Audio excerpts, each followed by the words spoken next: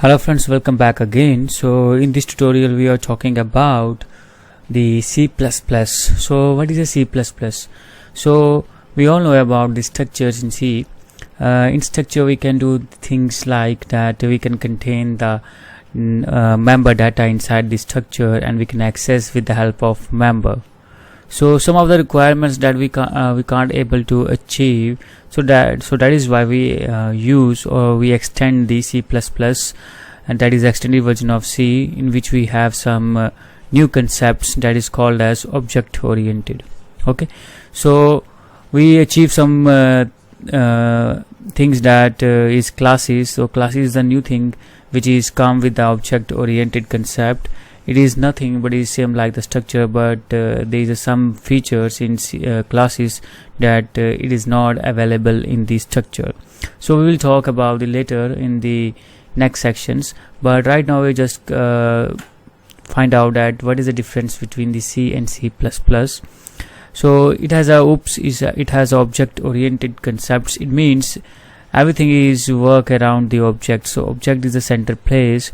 So for that everything we have to do objects. For executing we are fetching data with the help of objects, and there is some classes, and classes is just is nothing just like a blueprint. So we can achieve the encapsulation, inheritance and polymorphism, all that with the help of classes or C++. Okay, so in OPS concept we have encapsulation. Encapsulation means that wrapping the data and the members in the single unit. So in classes we using structure, we using data types as well as the member data within the class, which is not achieved by the structure, because in structure we are just declaring the member data types, but we cannot able to achieve the member members function. So this is a different thing, and that is why we using the OOPS concept with the help of classes, which is not possible in the C language. So in another is inheritance. Inheritance means we can reuse the classes. For example, we have a parent class. We can access the property of the parent class to the child class and the another child class. So this type of accessing the property of the parent class is known as inheritance. We will discuss in detail in the future tutorials, but right now I just bind up the definition small, and I want to explain more. Another is a polymorphism. So polymorphism is English words you can easily pronounce, that is many forms. So in which we can achieve polymorphism with the help of C++. Again, if I talk about what is a polymorphism in the start, it is very difficult to identify it. After some few tutorials I will explain you what is a polymorphism, inheritance and encapsulations, so you can know the little definitions. We have a one object, and with the help of one object we can achieve or we can access different behavior of the class. So that is a polymorphism.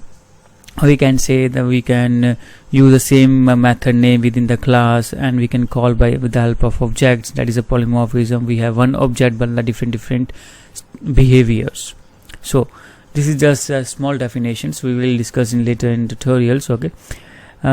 In C++ we are using IOStream files, header files, which is using for input and output streams. Here we are using input and output streams.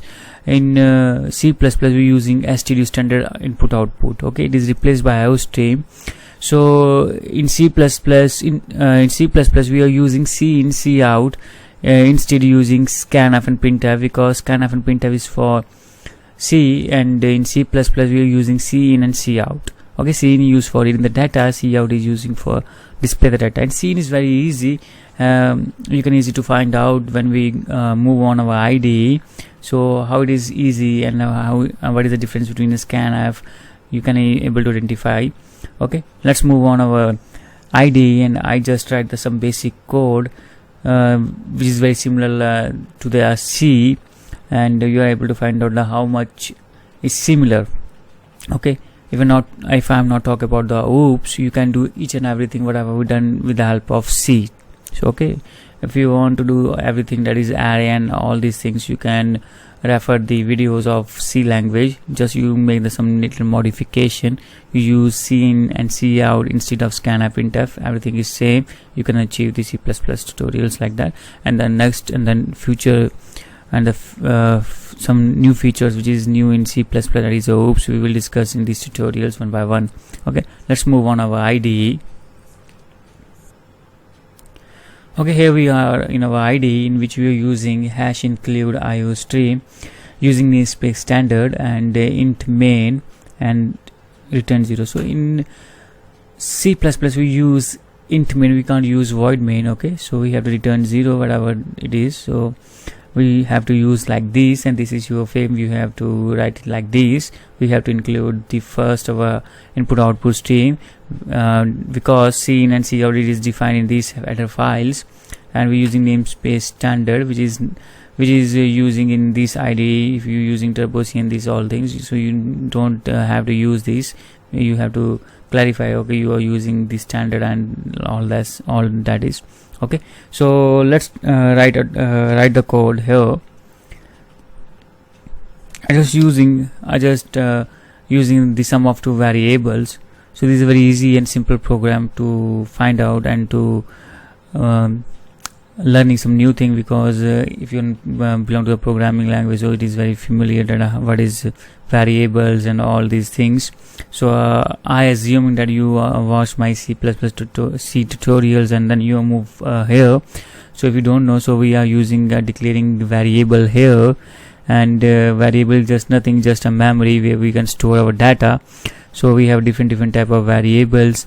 If you want to store the data which is numeric, you use int. If it is character type, you use char. If it is float, you use float.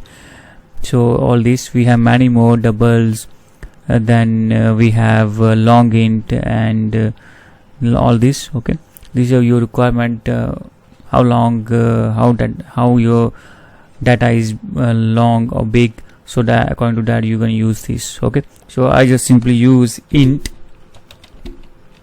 So we have three variables here. Variables nothing, just a memory space, and in this memory space you are ask your compiler, okay, this is my memory space is A, B and C, and I just want to store data here inside this, and my data would be integer type. Okay, so here I'm not using scanf or printf. Here for display the message I use cout and the arrow like this. Okay, so this is the output operators where we are using for that here. Okay, this should be the less than sign. For output we use this. Okay, note it down. So enter the value of A and B. Okay, I just type like this. Scene. So the value should, in this operator we use greater than. It means that we put the value inside the variable A. You can remember like this. So this is my logic. So cout, the arrow is less than, it means the value should be goes into the cout and will display to you. Okay, so this is my first, and this is the second variable. You can notice here, if you're using C language, so we're using scanf, %a and %f, %s or %c like this. If you are try to ask that this is my variable and this type of value should be taken from keyboard and should be stored in this variable, but in C it is very simple. Okay, this is done by the programming language. This is done by the compiler. Okay, because it is able to find out that, okay, this is your variable, this is int, so I will put it into this memory space. You should not need not to require use %d and all these things. Okay, it done by our compiler. Okay, because it is also mentioned in the C++. So this is all about C out and C in, and we are using here C is equal to A plus B. Then we're using C out. Here we display the sum of A and these, so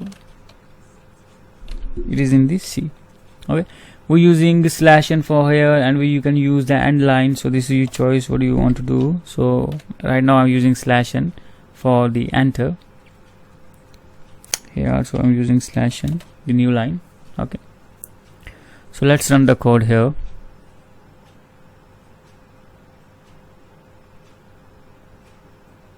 Okay, so you can see on your screen, I will zoom this. Okay, so enter the value A and B. So this is 12 and this is 35, and the result is 47.